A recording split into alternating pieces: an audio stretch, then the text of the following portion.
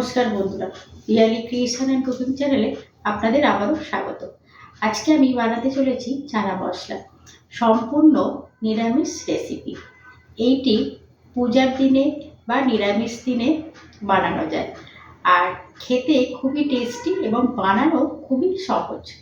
তো চলুন বন্ধুরা, দেখতে থাকুন আমি কিভাবে বানাই। বন্ধুরা, নিরামিষ চানা মশলা বানানোর জন্য আমি এখানে একটি প্রেসার কুকার নিয়ে নিয়েছি।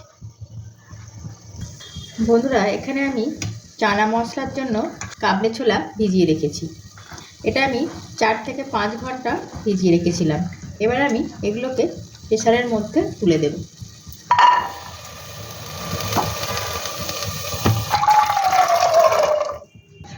এর মধ্যে দিয়ে দেব স্বাদ মতো লবণ, আর যেটা দিয়ে দেবো চায়ের লিকার, যেটা আমি আগে থেকেই তৈরি করে রেখেছি। চায়ের লিকারটা কেন দিলাম বলুন তো? এটা দিলে চানা মশলার কালারটা খুব সুন্দর আসবে। এতে দিয়ে দিচ্ছি বেকিং সোডা, যাতে ছোলাগুলো ভালোভাবে সিদ্ধ হয়ে যায়। এরপর ঢাকা দিয়ে 2 থেকে 3টে সিটি দিয়ে দেব।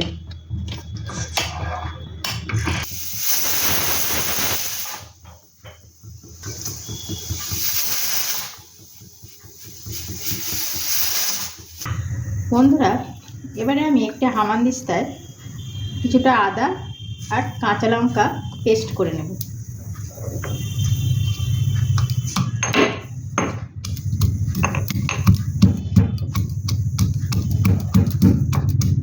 তো দেখুন বন্ধুরা, এখানে ছোলা সিদ্ধ হয়ে গিয়েছে। দেখুন এইরকম গোটা গোটা থাকবে, একদম যেন না গলে যায়। এই যে, এবারে এটাকে আমি ছেঁকে নেব।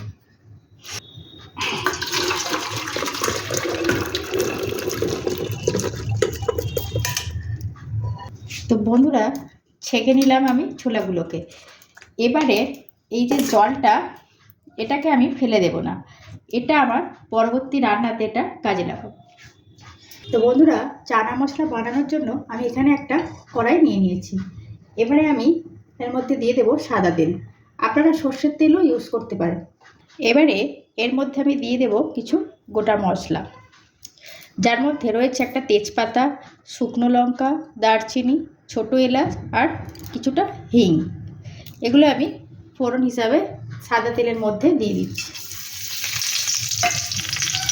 এবার ভালো করে নেড়ে নেব।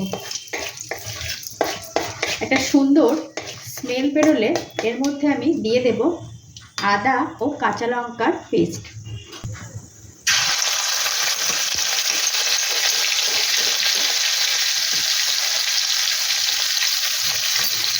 এবার এটিকেও ভালো করে নেড়ে নেব।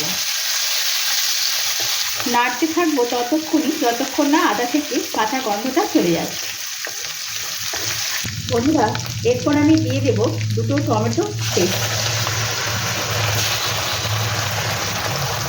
এটিকেও ভালো করে নাড়তে থাকবো। লো ফ্লেমে এটাকে 2 মিনিট কষিয়ে নেব। এবার আমি এর মধ্যে দিয়ে দেব 1 চামচ ধনিয়া গুঁড়ো, আর দিয়ে দেব 1/2 চামচ জিরে গুঁড়ো, আর সামান্য হলুদ দিয়ে ভালো করে নেড়ে নেব। এরপর আমি দিয়ে দেব কাশ্মীরি লঙ্কা, আর দিয়ে দেব 2 চামচ চানা মশলা। এই চানা মশলা যে কোনো মুদিখানা দোকানেই পেয়ে যাবেন।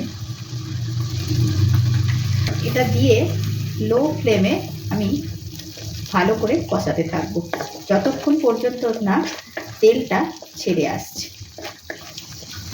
তো দেখুন বন্ধুরা, মশলা থেকে কি সুন্দর তেলটা ছেড়ে দিয়েছে। এবার আমি এর মধ্যে দিয়ে দিচ্ছি চিনি। ভালো করে নেড়ে নেব।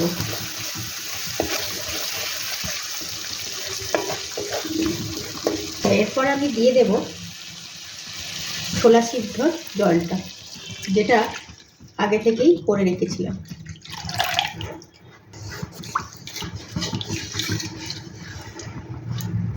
হাই ফ্লেমে এটাকে ভালো করে ফুটিয়ে নেব। বন্ধুরা দেখুন জলটা ফুটে এসছে। এবার আমি নুনটা চেক করে নেব। যদি নুন কম হয় তাহলে এই সময় নুনটা অ্যাড করে দেবেন। আমার নুনটা এখানে ঠিকই আছে, অ্যাড করতে আর লাগবে না। এরপর তুলে দিচ্ছি ছোলা। এগুলোকে একটু নেড়ে 5 মিনিট ফুটিয়ে নেব। তো বন্ধুরা 5 মিনিট হয়ে গিয়েছে, চানা মশলা আমার এখানে রেডিও হয়ে গিয়েছে। এবার আমি এর মধ্যে দিয়ে দেব রোস্ট করা কাসুরি মেথি। এটাকে আমি হাতে একটু এইভাবে ক্র্যাশ করে এইভাবে ছড়িয়ে দেব। এটা দেওয়ার পরে আপনারা এর মধ্যে ধনেপাতা, বাটার, ঘি এগুলো দিতে পারেন, কিন্তু আমি এখানে এগুলো কিছুই দিচ্ছি না, কারণ আমার এরকম প্লেন ভালো লাগে। তো আপনারাও এইরকম প্লেন ট্রাই করে দেখতে পারেন, ভালো লাগে। তো চলুন বন্ধুরা সার্ভ করে দেখাই আপনাদের। তো বন্ধুরা দেখুন এখানে চানা মশলা পুরোপুরি রেডি। এইটা আপনারা পুজো বাড়িতে বা এমনি নিরামিষ দিনেও রুটি, লুচি, পরোটার সঙ্গে অবশ্যই খেতে পারবেন। আর আমরা তো মানে এটা করে খাই প্রায়। আর আমাদের বাড়িতে জন্মাষ্টমী পুজোর দিনকে এই রেসিপিটা মাস্ট, মানে হবেই। তো বন্ধুরা আপনারা বাড়িতে ট্রাই করে দেখবেন, আশা করি ভালো লাগবে। তো বন্ধুরা আজ এই পর্যন্তই। ভিডিওটি ভালো লাগলে লাইক, শেয়ার, সাবস্ক্রাইব করবেন। টাটা।